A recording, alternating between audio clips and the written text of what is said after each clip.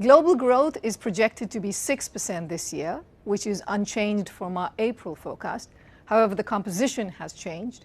We are upgrading growth for advanced economies, and that's almost entirely offset by a downgrade for emerging markets and developing economies. Next year, we have upgraded growth to 4.9%, and that's mainly driven by anticipated further fiscal support in the US.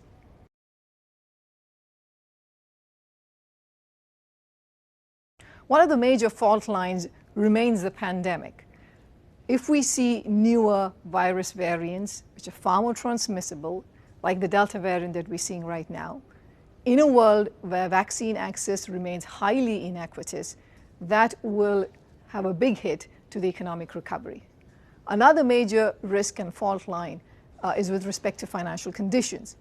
If inflation in, for instance, the US were to be more persistent than we expected, that could lead to a faster tightening in monetary policy, and that could then again disrupt financial market conditions. So these are some of the major risks we are concerned about.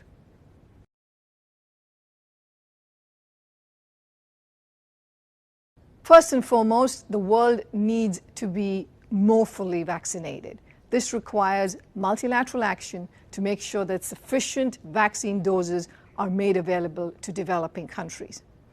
Individual governments will need to tailor their policy support to the stage of the crisis. They will have to do this by nesting their fiscal policies in credible medium-term fiscal frameworks. Now, in the case of monetary policy, central banks should look through what are transitory inflation movements. However, it's very important that they remain prepared and strongly communicate what they will do if it turns out that inflation goes up even more higher and is much more persistent than expected.